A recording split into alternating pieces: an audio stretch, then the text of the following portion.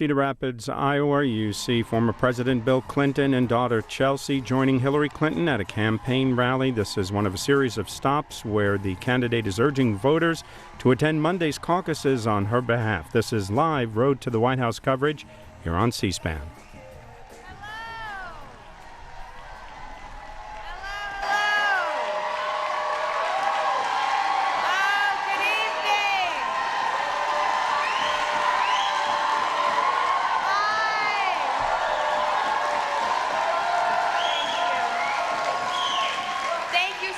Cedar Rapids.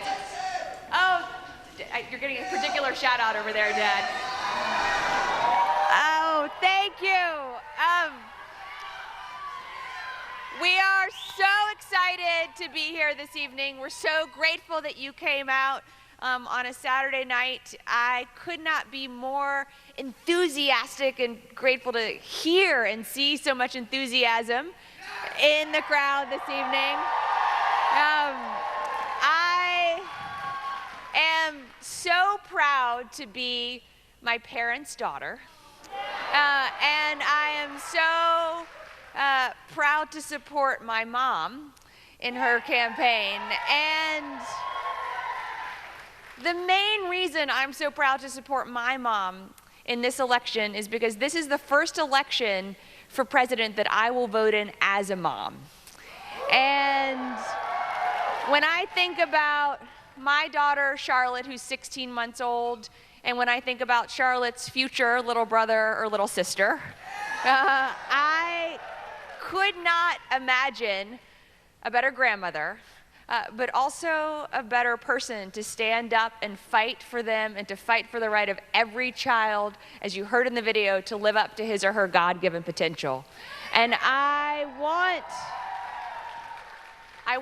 a president for our future who believes in and has fought for universal health care, for early childhood education, for smart, sensible gun control, and everything else we need to do to keep our children, our families safe, our country strong, and to build a more equal future for every single American, regardless of gender or race or sexual orientation or religion. And I've known my mom my whole life, and I do think that's pretty cool. But I'm clearly joined on stage by someone who's known my mother even longer than I have. And admittedly, because I'm pregnant, I'm going to get off stage and go sit down. But I am going to leave you in good hands with someone who knows my mom even better and has known her for even longer to introduce her. My father, the 42nd President, Bill Clinton. Thank you. Thank you. Thank you. Thank you. First of all, thank you, Cedar Rapids. I had one of the most wonderful rallies of my entire career right here in 1992, and I've never forgotten it. I want to thank my daughter for carrying on this great fight for her mother because of her concern for her children and the children to come. And thank you, young lady, for holding her book. I want to thank all the volunteers and precinct captains and others who are here. And I want to thank the man who has led Hillary's campaign from Cedar Rapids, Matt Paul. He's done a great, great job. I'm proud of him.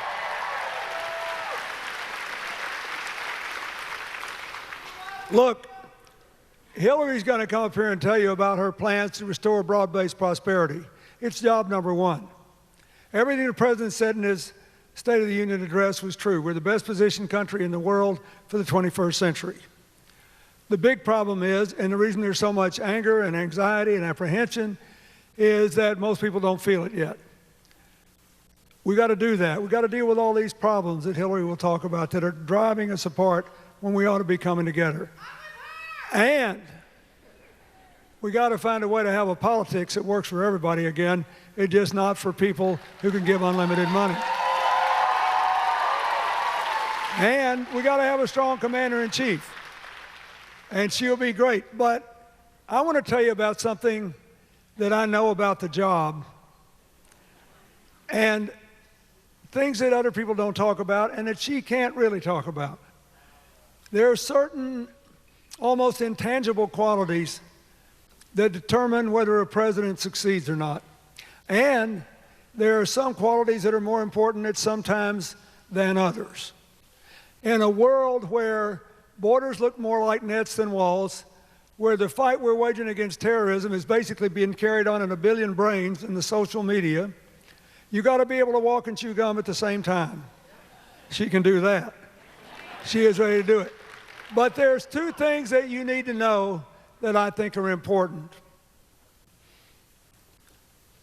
Right now, with all the people have been through, and as long as they have waited for this economy to pick up, for these social issues to be addressed, as long as they have been disgusted by political paralysis and gridlock in Washington, you first need a sticker, somebody who won't quit on you, somebody who won't quit when the going gets tough, someone who both will stand her ground and will always leave the door open to common ground. She's the best at that I've ever known.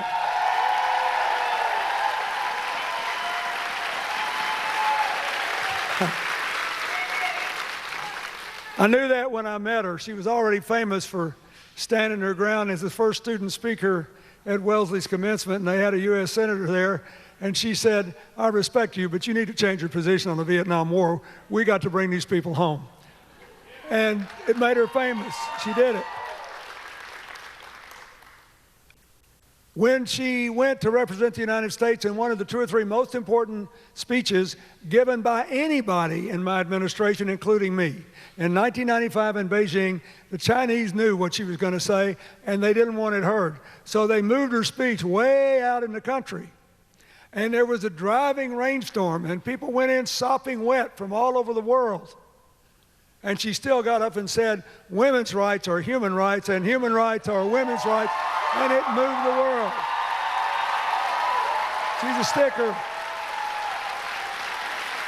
But she also knows how to find common ground. When she was in the White House with me, when she was a senator from New York, when she was Secretary of State. She got those Iran sanctions, got China and Russia to sign off. All these Republicans did things with her.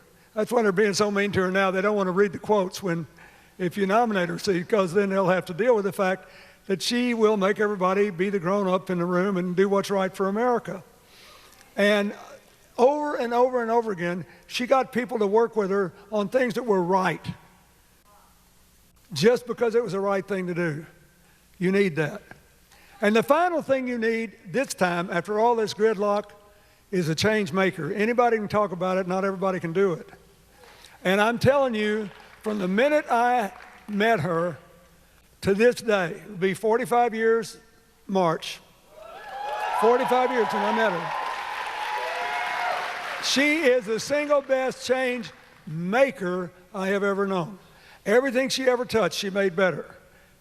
And that's why her best friend from childhood and a bunch of her childhood buddies from Illinois are here canvassing for her. Because she stuck with them, and they're sticking with her. That's why nearly 90 people have gone all the way from Arkansas at their own expense to New Hampshire. A lot of them can barely afford it, but they believe in her because she stuck with them and made things better. So, whether it was improving our schools or giving us our first preschool for poor kids and giving thousands of them a chance to have a better future before there was any such thing around America, working for the Children's Defense Fund in the South, or increasing adoptions out of foster homes by 65% in the White House with the leader of the Republican caucus in the House who disliked me more than anybody else in Congress. But he was an adopted parent. She said, I know you love your kids. We got to do something. Every place she's ever been, she made better. She always makes something good happen. And I'm telling you, I am tired, as I know you are, of all this gridlock. Everything the president said is right. We have an unbelievable future, but we have to seize it. And to do it, you need a sticker who knows when to stand their ground and always leaves the door open for common grounds, and you need a world-class change maker. She is the best I've ever known. The next president of the United States, Hillary Clinton.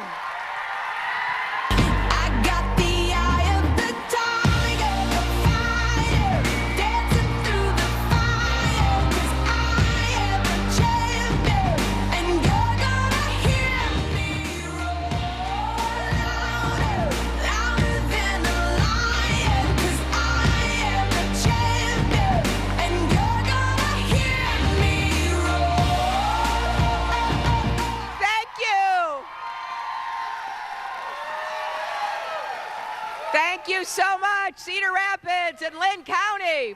Thank you, Bill. Thank you, Chelsea. Thank you, guys. Thank you so much. Thank you. Whoa. Thank you so much. You know, I am so happy to be here again in Cedar Rapids, and I'm just thrilled that Chelsea and Bill can be with me this last weekend as we move toward the caucuses on Monday night.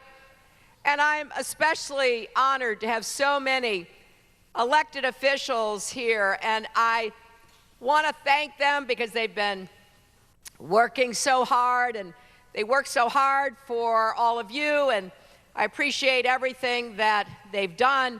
Linda Langston and Brett Nillis and Justin Shields and Liz Bennett and Rob Hogue and Lily Escalison Garcia, Tammy Wawrow, Kirsten Running Marco, Wally Horn, Jim Hauser, Ben Rogers. Let's give all of these great people from here and around the country a thank you from all of us. I am really happy to see so many of you who are working so hard to get ready for the caucuses. I want to thank all of our precinct captains, our precinct teams. Raise your hand so we can say thank you to all of you.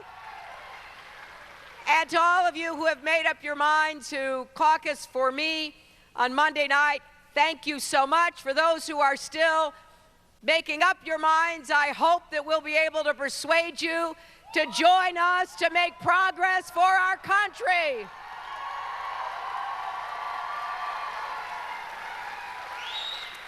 You know, there is so much at stake in this election, and I know that it starts on Monday.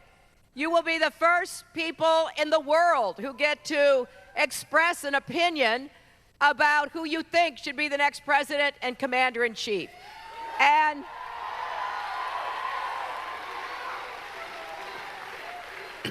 as you all make up your minds to go and caucus, and I hope you'll sign up for Get Out the Caucus shifts and all the work that we're still doing. And we've got some folks coming in from the back. Maybe they could just kind of come up. I know there have been some overflowing issues, but please come up in front of the press riser there so that we can see and you can see. And let me say this.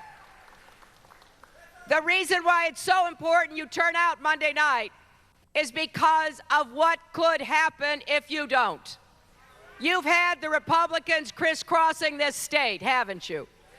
And you have heard what they have been saying, how they want to really rip away our progress, turn back the clock, make it more difficult for people to get ahead and stay ahead again. Well, we can't let that happen. And I want you all to know that I'm going to fight against them. If I'm fortunate enough to be your nominee, I will take that fight. We will go all the way to November, and then we'll go to the White House.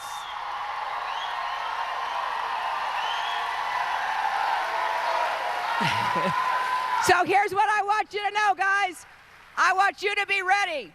I want you to be ready not only to defend standing up for me, but then to talk to your friends and your neighbors about why you think it's so important. Let's start with the economy. I'll tell you what, it's a fact. The Republicans don't like it when I say it. We have a better economy when we have a Democrat in the White House.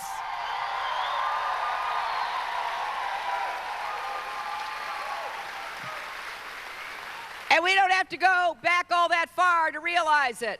Just think about the last 2 Democratic presidents we've had. One of them's here tonight. Each of them inherited economic problems from their Republican predecessors, didn't they? In Bill's case, it was a recession, a quadrupling of our debt, an increase in the deficit. And when he got to Washington after that election, somebody said, well, what do you uniquely bring to Washington to try to begin solving our problems? And he said, well, I guess arithmetic. We're going to make it add up for the people of America again. We're going to create jobs, and at the end of 8 years, 23 million new jobs. And most important, incomes went up for everybody. Don't tell me we can't raise incomes for everybody. We did it. Not just at the top, middle class folks, working people, poor people, they were all better off.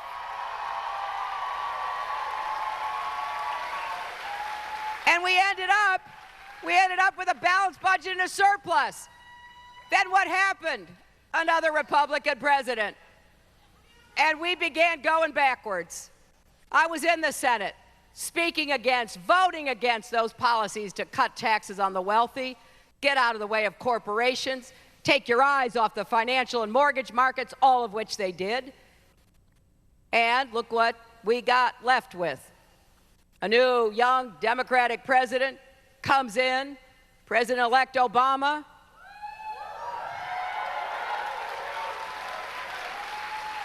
He called me right after that election, asked me to come see him in Chicago. Turns out he wanted me to be Secretary of State, but before we got to that, he said, it's so much worse than they told us. We were losing 800,000 jobs a month. 9 million Americans lost their jobs. 5 million homes were lost. $13 trillion in family wealth wiped out. I don't think President Obama gets the credit he deserves for making sure we didn't fall into a Great Depression.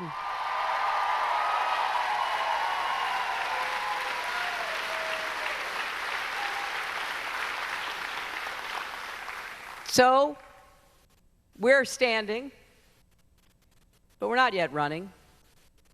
People haven't had their incomes go up. There's still too much inequality, too much unfairness. So what we need is a plan and a commitment, and me. Yes, thank you.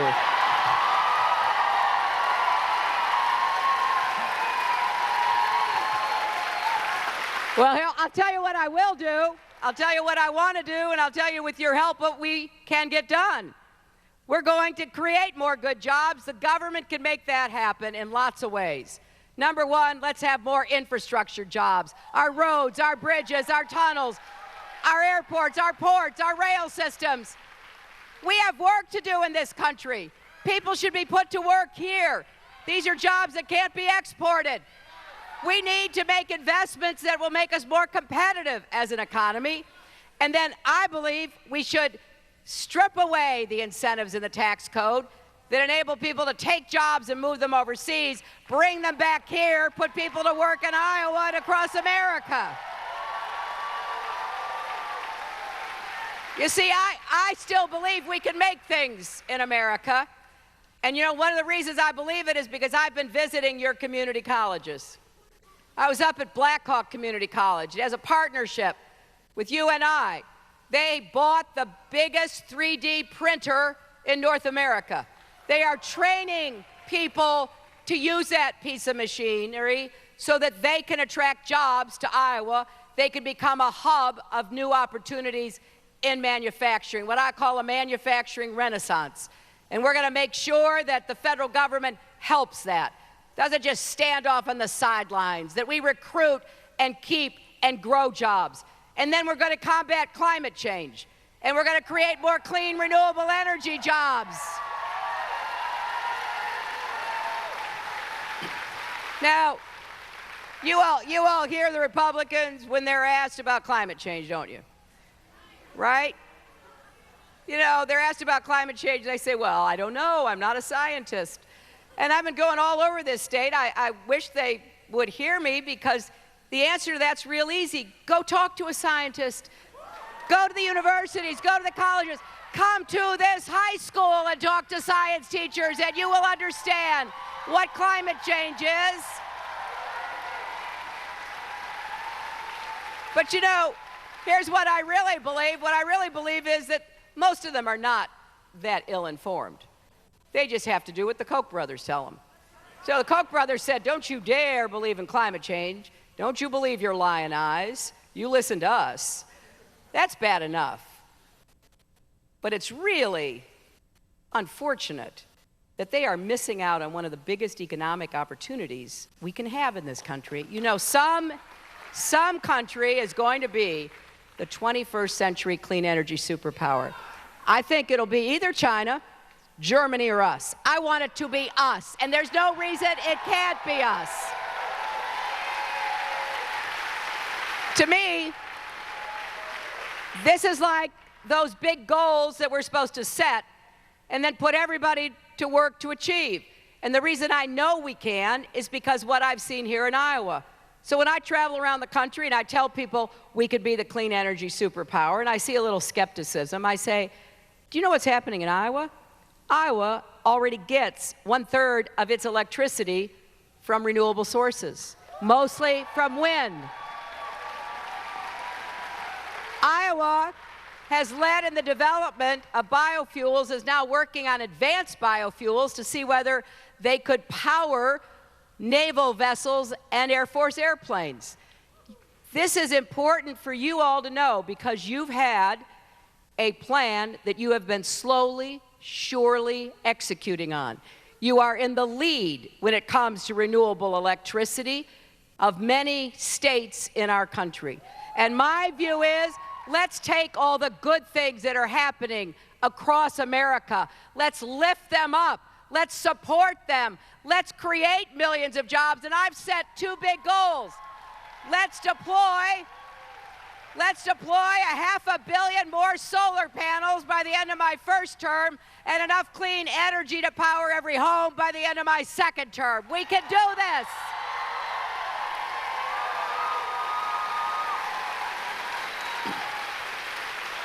And I also want to support small business, because that's where most of the jobs come from. My dad was a small businessman, and I'm going to strip away a lot of the obstacles, get credit flowing again so people have a chance to start that small business if that's what you want.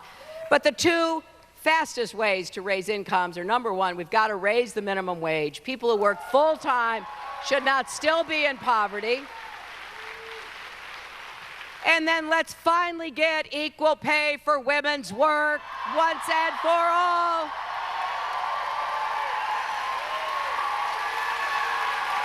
Now, everything I've just told you, the Republicans don't agree with. They don't believe we need more infrastructure jobs. They don't care about manufacturing. They don't seem to care about clean energy jobs the way we should. They're not going to raise the minimum wage, and they don't believe equal pay is a problem. That is an alternative reality that they are living in and trying to sell to us. And we have to stand against it. And we have to be ready to fund what we need to grow together. And the way we're going to do that is by making the tax code fair, which means we're going where the money is. The money is where the wealthy are. We're going to change the tax code and make them pay for all of the benefits they've got here in America. Now,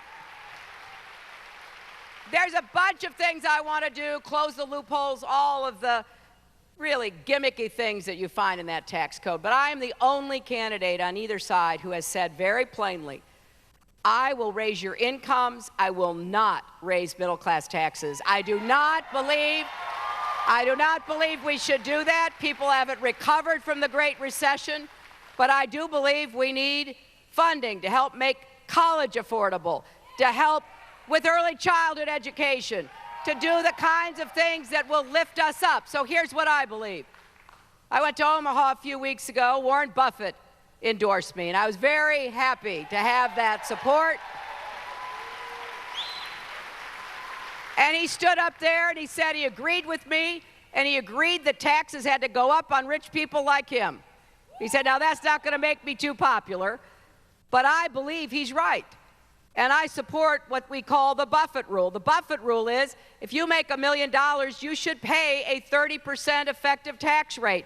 Right now, with all the gimmicks, with all the lobbyists, the tax lawyers, and the accountants, people making that kind of money pay a lower rate than the teachers here, than the firefighters, than others who are working hard all the time for their income. And then I want to go further. I want to impose what I call a fair share surcharge of 4% on incomes of $5 million or more. Because these are the people who pull every shenanigan in the book. They send their money through Bermuda, through the Bahamas. You know, you have this image of money sort of flying around so that it can't be taxed the way it's supposed to. And we've got to end that. But we have to go over and over again with what it is we need to end. And what we need to end is the gimmicks. It's the evasion. It's the turning their backs on America. And here's the example that has most recently outraged me. There's a great American company called Johnson Controls. It's headquartered in Wisconsin, right? Among many things, it makes auto parts. So in 2008, you might remember, the auto industry was on the brink of collapse. And in fact, the Republicans said, let it die.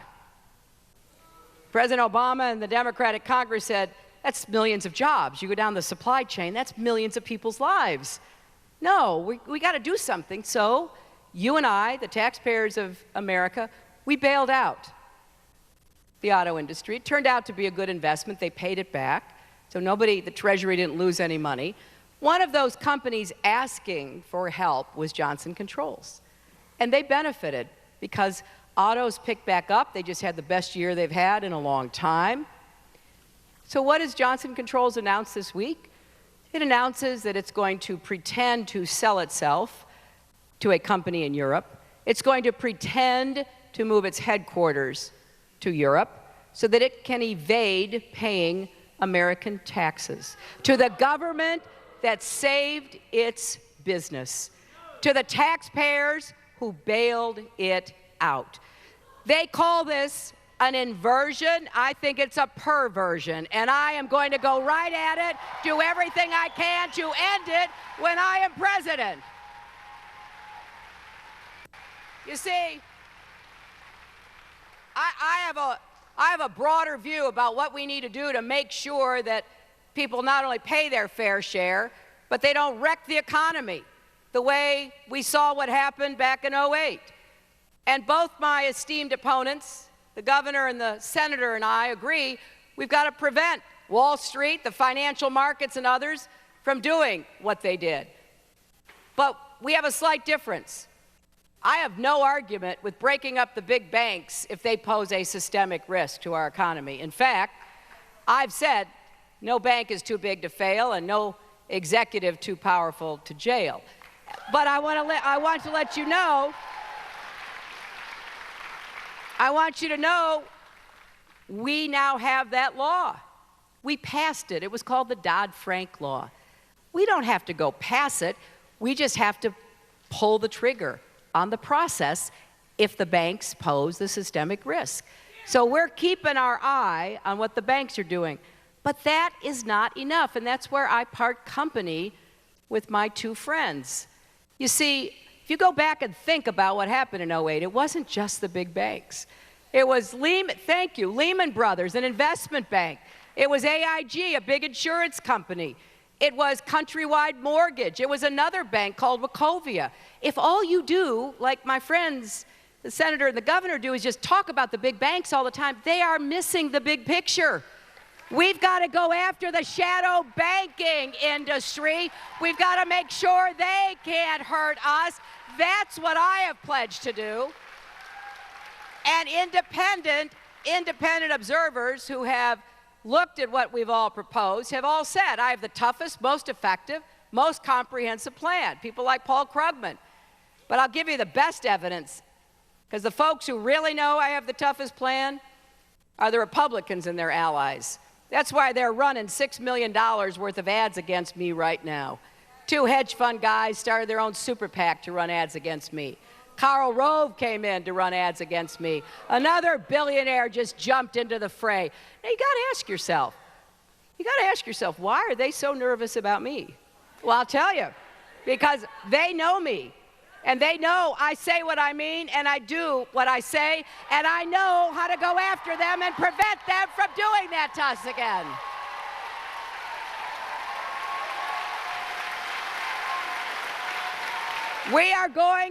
We're going to take the fight to them, and we can. But we also have to make progress. I am a progressive who likes to get things done. I'm a progressive who actually likes to make progress. That's what I believe in. And that's why the debate I'm having with Senator Sanders over health care is so important. We both have the same goals.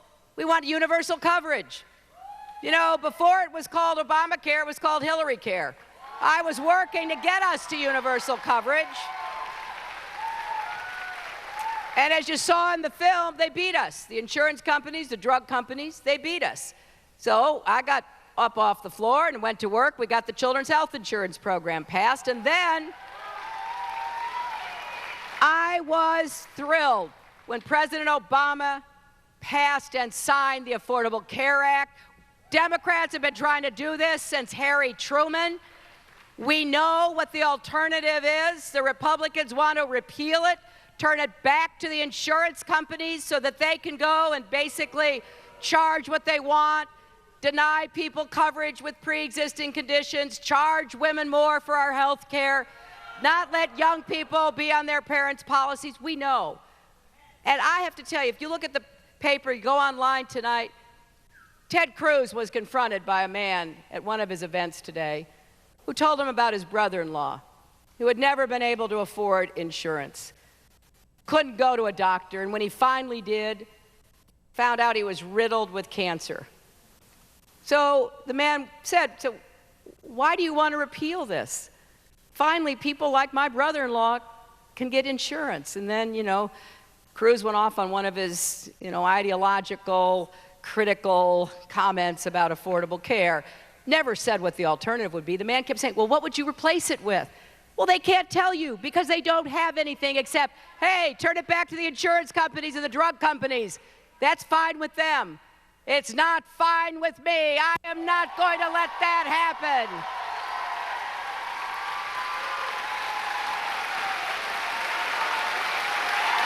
We have fought too hard. We have fought too long. We are at 90% coverage. I'm going to fix what's wrong with the Affordable Care Act. I'm going to decrease costs, out-of-pocket costs. We're going to go after prescription drug costs.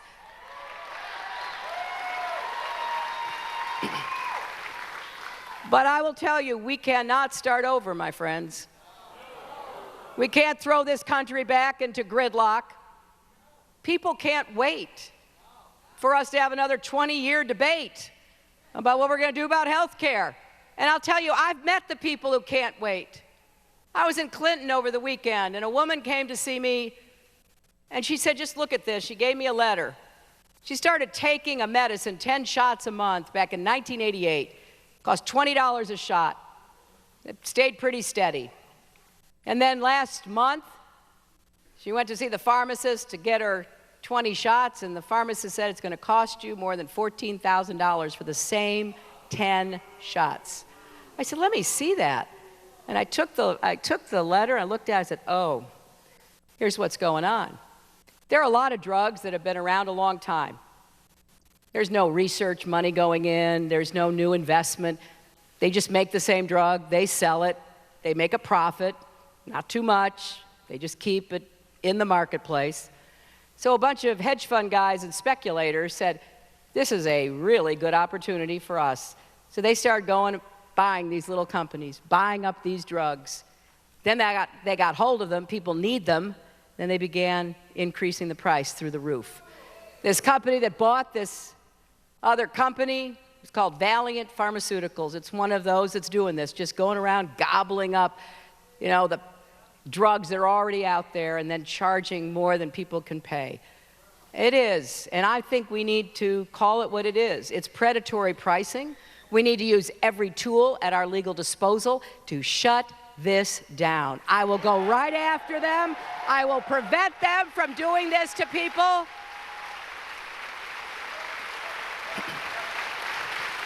Somebody said to me, I've been railing about this for a couple of days, ever since I was in Clinton. Somebody said, well, I saw where their stock price fell. I said, good. I hope they get the message, because I'm not quitting. I'm not going to let this happen. And then I was in Davenport, and a man said to me, thank you for defending the Affordable Care Act.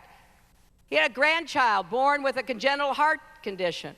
The little girl's had 5 operations. He said, we never could have managed it unless we had the Affordable Care Act, because under the Affordable Care Act, lifetime limits were removed so they could get the insurance they needed for something as serious as open heart surgery on a child. And then just yesterday, I was in Des Moines, and I met a woman before I went out to speak. She said, I want to thank you for defending the Affordable Care Act.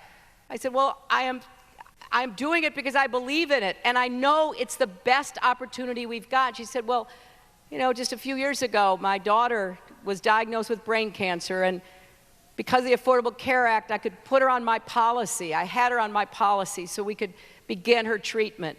She said, but she got really, really sick, and I had to quit my job.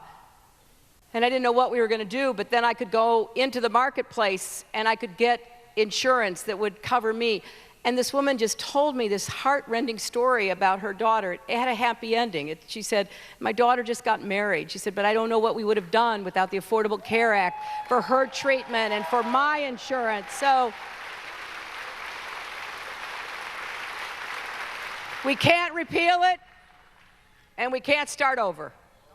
We have to build on it, make it work, and get us to 100%. You know, it's a lot easier getting from 90% coverage to 100 than trying to go from 0 to 100. And we're on the path to get it done. I want to thank all the teachers and retired teachers who are here tonight.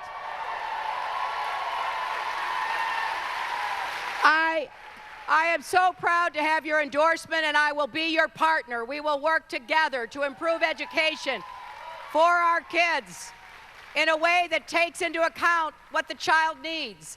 I've had the most heartbreaking conversations with teachers as I've traveled across the state. Tammy's been with me a few times, where teachers have raised their hand in my meetings and they have said, you know, it's been below 0. About 3 weeks ago, I was in Tama and a teacher was saying this. It's been below 0. Little kid comes to school with a t-shirt on. I know that his family's having such a hard time. We're trying to help. You know, teachers don't just believe their job is to impart knowledge, academic knowledge. The teachers I know believe their job is to lift up each child, to give every single child the chance to live up to his or her God-given potential. And here's some things I think would help. We need early childhood education, 0 to 5. This would help prepare so many more kids to be successful when they got to school. We need more wraparound services in schools. We need to get nurses back in schools. We need social workers. We need people to deal with the problems that kids are bringing to school. And we need to make college affordable again for every young person in America. I have a plan to do that, and I've laid out my plan. I've told you how much it would cost, and I know that there are a lot of young people who are very attracted by the senator's proposal for free college. I want debt-free tuition. Here's the difference. I want anybody who can't afford it to be able to have tuition without borrowing anything. I do not believe giving free college to Donald Trump's youngest child is in the best interest of all the hardworking Americans who need help.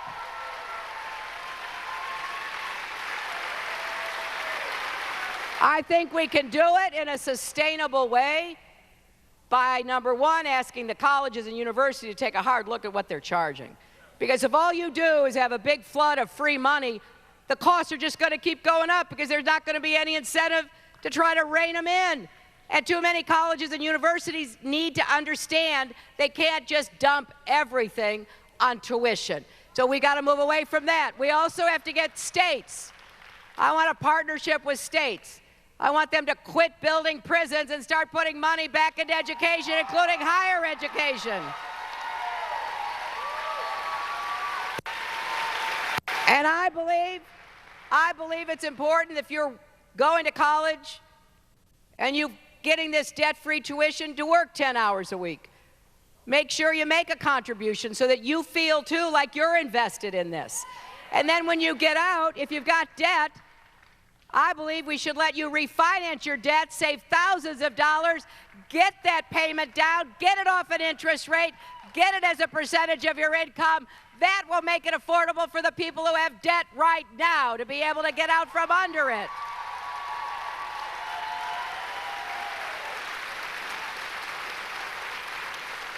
There's a lot of work for us to do here, and I'm very committed to fighting hard on all of these fronts here at home. There's another big group of issues I disagree fundamentally with the Republicans over. They want to take away everybody's rights, human rights, civil rights, women's rights, gay rights, voting rights, workers' rights. That is, in my view, ripping out the progress we've made, doing a big U-turn. So I'll tell you where I stand. I support a woman's right to make her own choices about health care.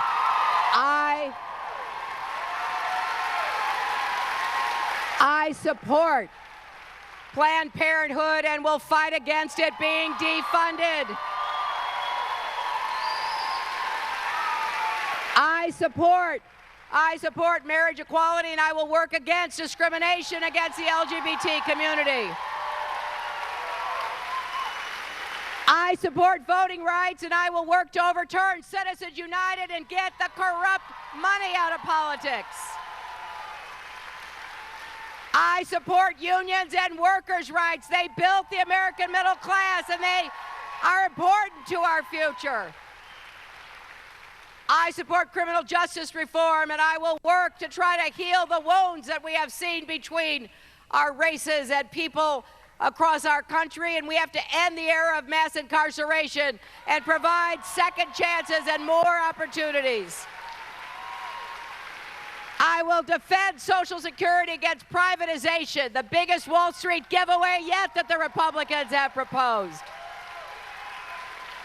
I will fix the VA, but I will not let the Republicans privatize the VA and take away the guarantee of health care for American veterans.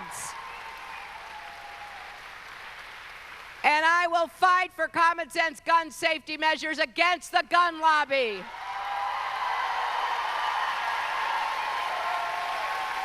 You know, this morning in Ames, I was endorsed by Gabby Giffords and her wonderful husband, Mark Kelly.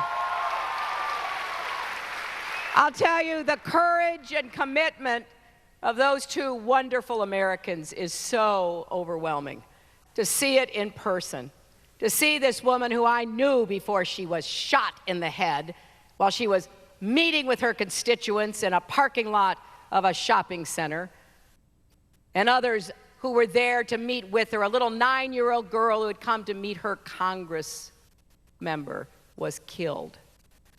And Mark Kelly, who served our nation 25 years in the military, served as an astronaut on the space shuttle, he very honestly said, you know, I'm not political. I never was involved in that. I just served my country.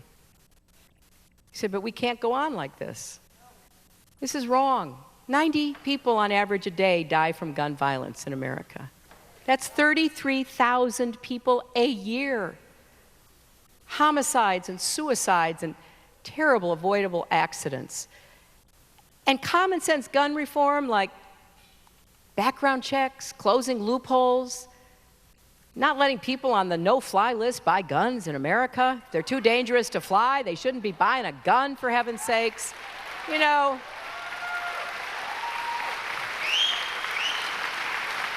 these proposals are supported by 92% of the American people and 85% of gun owners. And I've been talking to gun owners as I've traveled around, you know, Knoxville and Oskaloosa and places, and they come up and they say, you know, I've been thinking about it. I just want you to do it so that it doesn't interfere with my rights. I said, absolutely. You have rights. It has to be done consistent with the Constitution, but don't you think we're smart enough to figure out how to do that? When my husband was president, we passed the Brady Bill, and more than 2 million purchases have been prohibited to felons and fugitives and stalkers and other dangerous people. So I hope you will consider this as an important issue, because there's just too many people dying. We can't stop every death. I'm not claiming that, but we sure ought to try. And I think we can. And then let me just say a final word about safety here at home. You know, I was senator on 9/11, and I feel passionately about defending our country, keeping us safe from terrorists and others who wish us harm. And I've laid out a plan as to how I would do that, how to defeat ISIS, how to make sure that we lead a coalition of air power to help back up the Arabs and the Kurds who have to do the fighting, because I will not send American combat troops back to Syria or Iraq. I will not do that. But we also have to take them on, preventing their foreign fighters, their foreign funding, and take them on online. And we have to also pull together in our country. And that's the point I want to make. You know, after 9/11, we had a plan. It was like a informational program. If you see something suspicious or you hear something suspicious, call somebody. You know, call the police, call the FBI, call 911, report what you see or hear. And it really relied on everybody being on the same side, knowing that we were going to protect all of us against any terror attack. And we did. We got information that foiled attacks and broke them up, and I think it worked because everybody felt like they were part of it. When you hear leading Republican candidates say what they say about American Muslims, here's what I want you to think. It's not only offensive and contrary to our values, but it's dangerous. It's a dangerous position to be taking.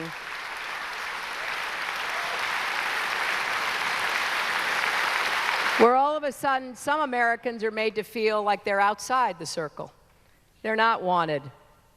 Their information is not needed. The oldest mosque in America is here in Cedar Rapids. You know people as your neighbors, people as your colleagues. We need to all be in this together.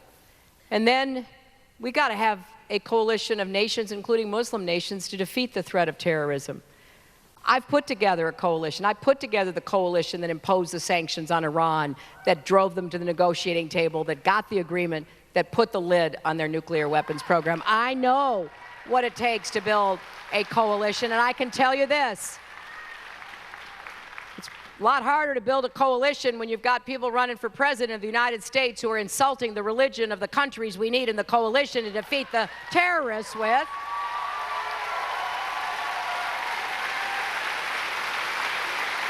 You know, this campaign is like a job interview, and you all have to decide who is ready to be president and commander-in-chief on day one in January of 2017.